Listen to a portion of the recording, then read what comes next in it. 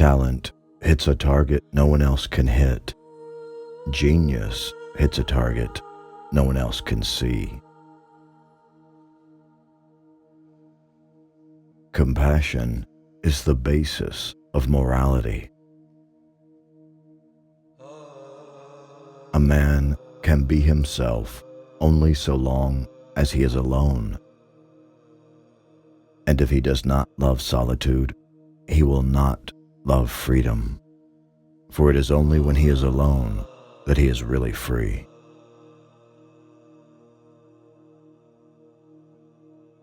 Mostly, it is loss which teaches us about the worth of things.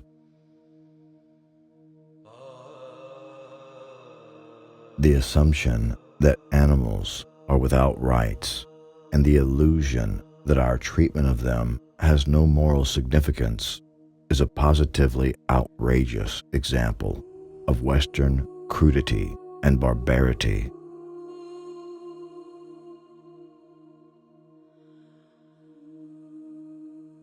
Universal compassion is the only guarantee of morality.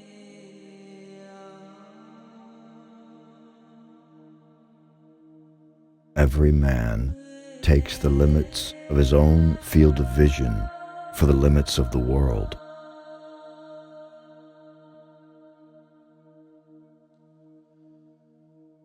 Happiness consists in frequent repetition of pleasure. It is difficult to find happiness within oneself, but it is impossible to find it anywhere else.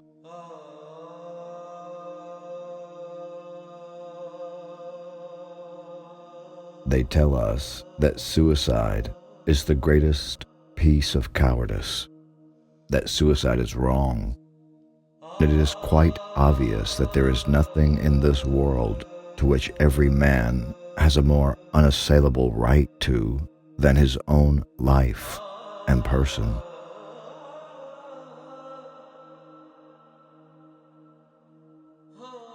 Every miserable fool who has nothing at all of which he can be proud adopts as a last resource pride in the nation to which he belongs. He is ready and happy to defend all its faults and follies, tooth and nail, thus reimbursing himself for his own inferiority.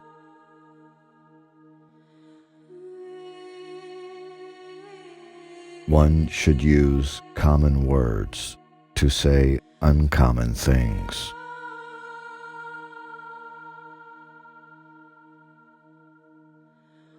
Compassion for animals is intimately associated with the goodness of character,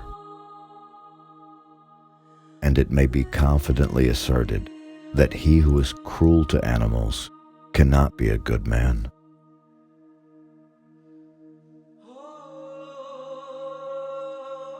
When we read, another person thinks for us. We merely repeat his mental process. In learning to write, the pupil goes over with his pen what the teacher has outlined in pencil. So in reading, the greater part of the work of thought is already done for us. This is why it relieves us to take up a book after being occupied with our own thoughts. And in reading, the mind is, in fact, only the playground of another's thoughts.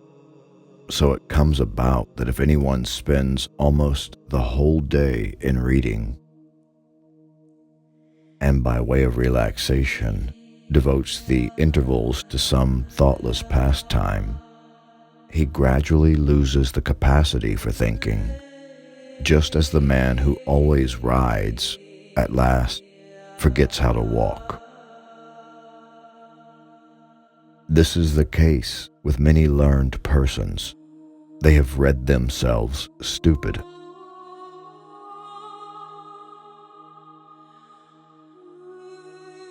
Man can do what he wills, but he cannot will what he wills.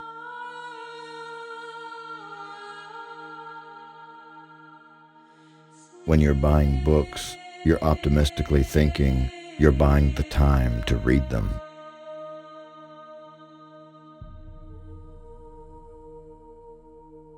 The art of not reading is a very important one. It consists in not taking an interest in whatever may be engaging the attention of the general public at any particular time. When some political or ecclesiastical pamphlet or novel or poem is making a great commotion, you should remember that he who writes for fools finds a large public. A precondition for reading good books is not reading bad ones, for life is short. Life is a constant process of dying.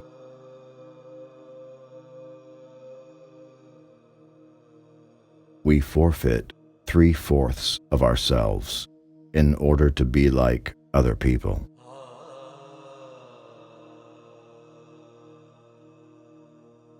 A sense of humor is the only divine quality of man.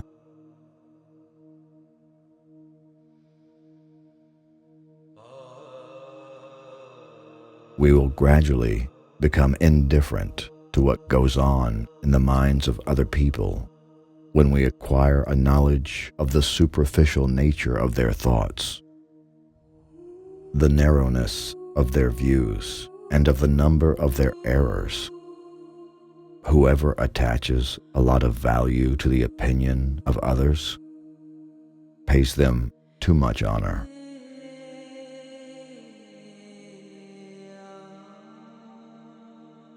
A high degree of intellect tends to make a man unsocial.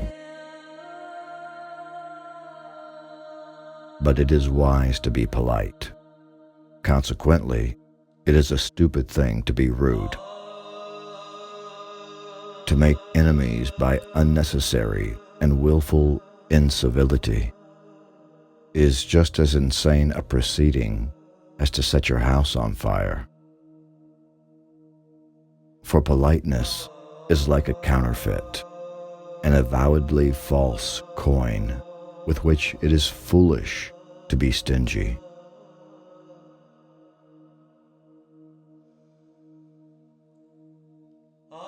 If children were brought into the world by an act of pure reason alone, would the human race continue to exist? Would not a man rather have so much sympathy with the coming generation as to spare it the burden of existence? Or at any rate, not to take it upon himself to impose that burden upon it in cold blood?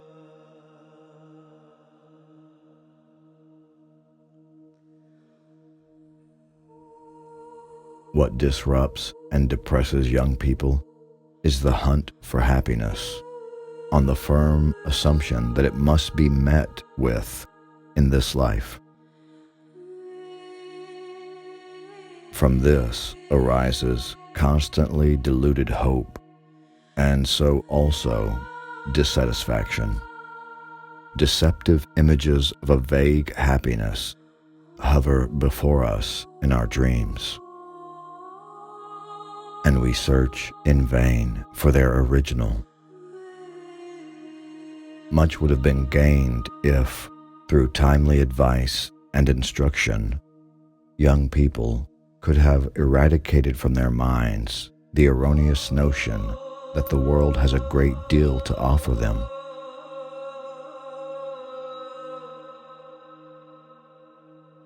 It would be better if there were nothing, since there is more pain than pleasure on earth. Every satisfaction is only transitory, creating new desires and new distresses, and the agony of the devoured animal is always far greater than the pleasure of the devourer.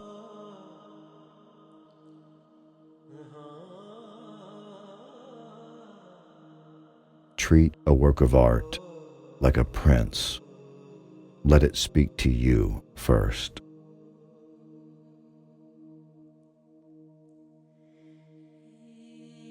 Religion is the masterpiece of the art of animal training, for it trains people as to how they shall think.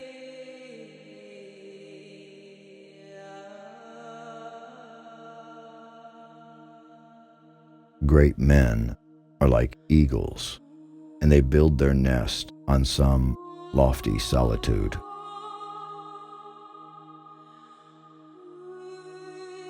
So the problem is not so much to see what nobody has yet seen, as to think what nobody has yet thought concerning that which everybody sees. Without books, the development of civilization would have been impossible. They are the engines of change, windows on the world, lighthouses, as the poet said, erected in the sea of time. They are companions, teachers, magicians, bankers of the treasures of the mind. Books are humanity in print.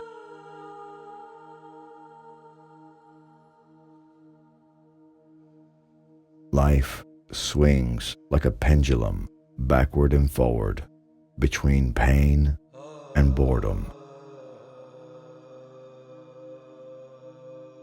No rose without a thorn, but many a thorn without a rose.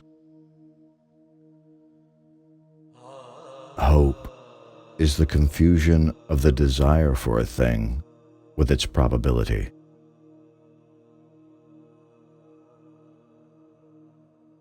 Philosophy is a science, and as such has no articles of faith. Accordingly, in it nothing can be assumed as existing except what is either positively given empirically or demonstrated through indubitable conclusions.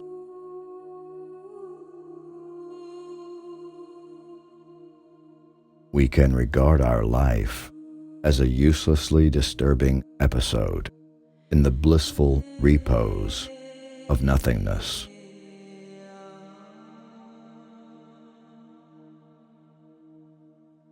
Marrying means to half one's rights and double one's duties.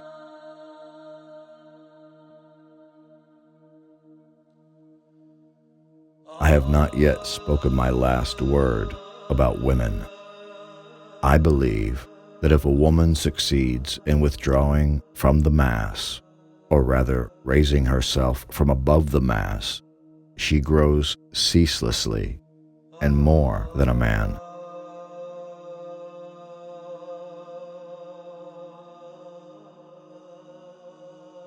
Human life must be some kind of mistake.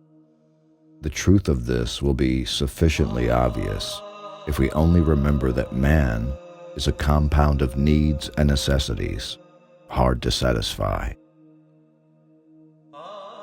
and that even when they are satisfied, all he obtains is a state of painlessness, where nothing remains to him but abandonment to boredom. This is direct proof that existence has no real value in itself. For what is boredom but the feeling of the emptiness of life? If life, the craving for which is the very essence of our being, were possessed of any positive intrinsic value, there would be no such thing as boredom at all. Mere existence would satisfy us in itself, and we should want for nothing.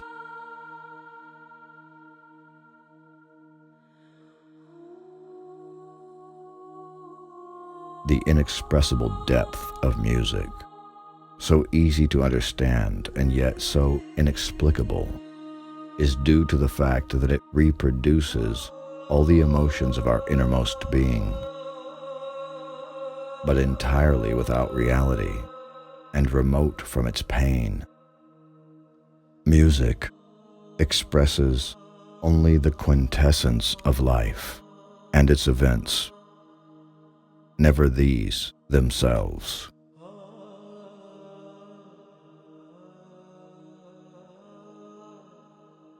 Every parting gives a foretaste of death.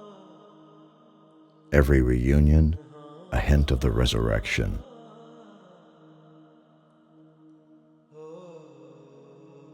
The safest way of not being very miserable is not to expect to be very happy.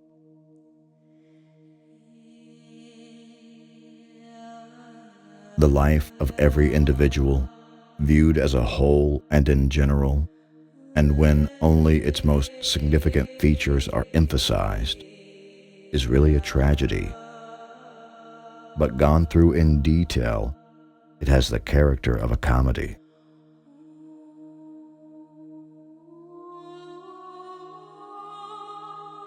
Pleasure is never as pleasant as we expected it to be, and pain is always more painful. The pain in the world always outweighs the pleasure. If you don't believe it, compare the respective feelings of two animals, one which is eating the other.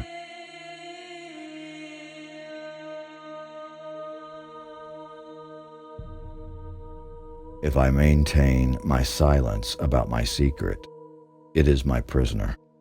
If I let it slip from my tongue, I am its prisoner.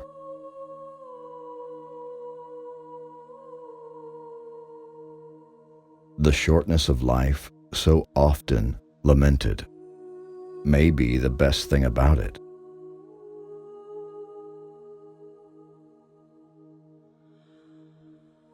The world is my idea.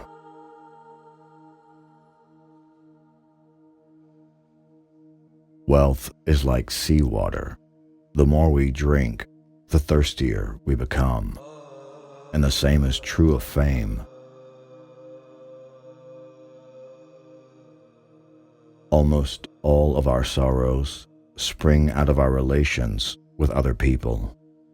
There is no more mistaken path to happiness than worldliness.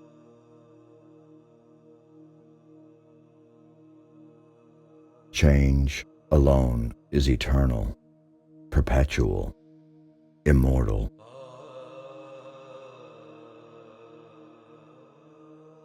If we were not all so interested in ourselves, life would be so uninteresting that none of us would be able to endure it. To feel envy is human. To savor schadenfreude is devilish.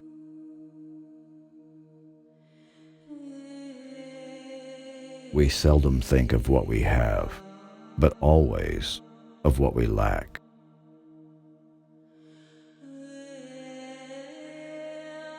To attain something desired is to discover how vain it is. And though we live all our lives in expectation of better things, we often, at the same time, long regretfully for what is past. The present, on the other hand, is regarded as something quite temporary and serving only as the road to our goal.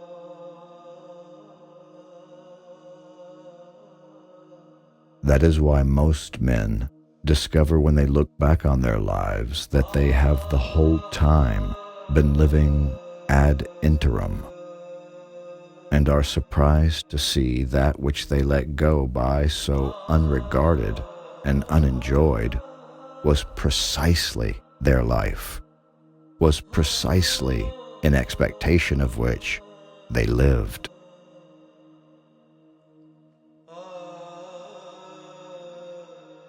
Faith is like love. It does not let itself be forced. A man finds himself, to his great astonishment, suddenly existing after thousands and thousands of years of non-existence. He lives for a little while, and then again comes an equally long period when he must exist no more. The heart rebels against this, and feels that it cannot be true.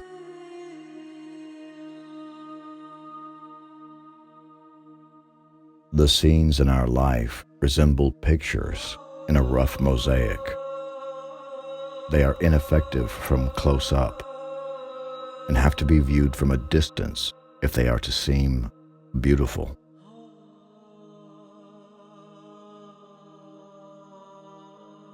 What a person is for himself, what abides with him in his loneliness and isolation,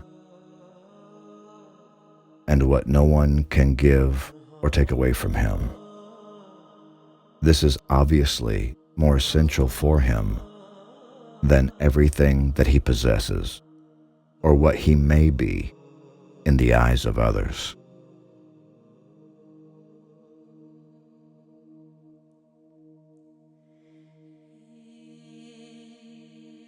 Ordinary people merely think how they shall spend their time. A being of great talent tries to use it.